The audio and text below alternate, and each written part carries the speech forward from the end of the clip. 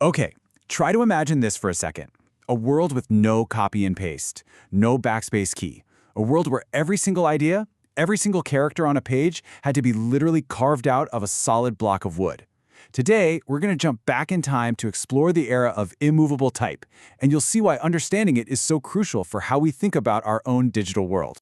We've all done it, right? You fire off an email and then you see it. The typo. You wrote best retards instead of best regards. It's that sinking feeling, a moment of minor social death, but you send a quick apology and it's all over. Well, back in the 15th century, a slip-up like that was catastrophic. A single wrong move with a chisel didn't just ruin a word, it could destroy an entire block, a whole month of someone's incredibly detailed work.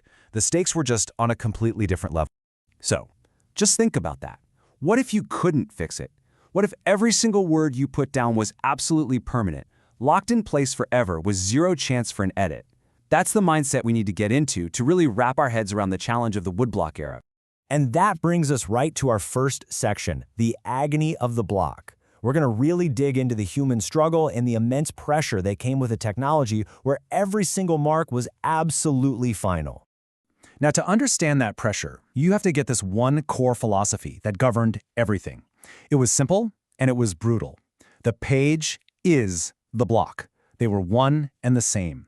You couldn't separate the message from the medium in the most literal way you can imagine. The official term for this, if you're curious, is xylography. So this wasn't about arranging little individual letters made of metal or anything like that, no. It was the art of taking a solid piece of wood and carving away everything that wasn't the page you wanted to print. The text, the images, they were just what was left behind, sticking up.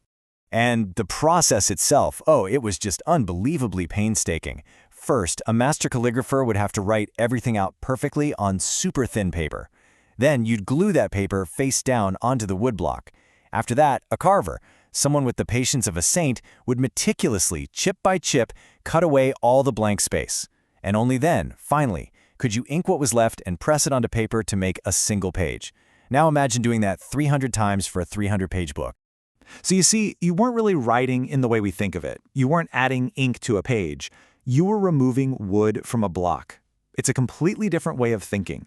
You were literally excavating your words out of a piece of timber, chipping away at the silence to leave the message behind. And this incredible technology wasn't some European invention.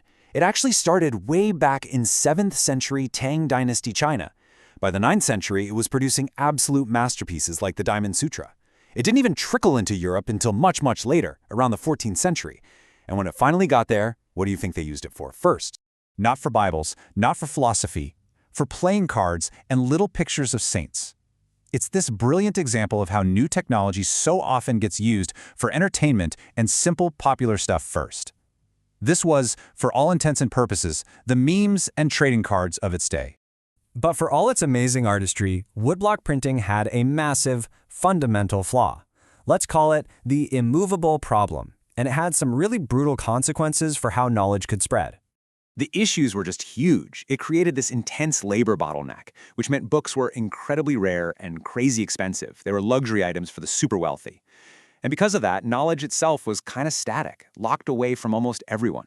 But the real killer was the total lack of versatility. Once you carved that page, those letters were stuck there forever. You couldn't reuse them for a new sentence or another book. After the print run was done, the blocks were just giant, heavy, useless pieces of wood. I absolutely love this analogy. It just perfectly captures how absurd the system was when you tried to scale it up. Imagine building a brand new, completely custom house from scratch for every single person who needed a place to sleep for one night. It's beautiful, sure, it's custom, but it's an economic nightmare. It just doesn't scale. Okay, so this is where it gets really deep. The technology wasn't just a practical limitation. It was a mirror. It actually reflected the entire worldview of the era, a philosophy that was, quite literally, set in wood. Think about it. This was a time when social structures were incredibly rigid. Knowledge was handed down from on high, from an authority, and you didn't question it. Well, the technology matched that reality perfectly. Immovable type was the physical embodiment of an immovable society. Because it was so hard to change the block, it reinforced the idea that the text on it was a permanent, unchangeable truth. And that's really the ultimate paradox here, isn't it? The craftsmanship could be absolutely breathtaking, a true work of art, But as a tool for spreading ideas quickly and to a lot of people, it was a complete dead end. It was like a Ferrari with no wheels. Gorgeous to look at, but it wasn't going anywhere fast. So why are we talking so much about thousand-year-old pieces of wood? Because understanding these limitations, really feeling them, helps us appreciate the revolutionary ideas that power our own world. It's time to connect the block to our digital lives. So here's the takeaway. At the end of the day, technology always reflects who we are. The scarcity of the woodblock era forced people to be incredibly intentional. You didn't waste all that effort on fluff. You carved things that mattered, like the Diamond Sutra. And the real revolution, the giant leap to movable type, it wasn't just about using metal. It was about the power of modularity, the power of being able to break things down and rearrange them. It was a tech shift that allowed a social shift from a rigid world to a much more fluid one. And that brings us to our final question to chew on.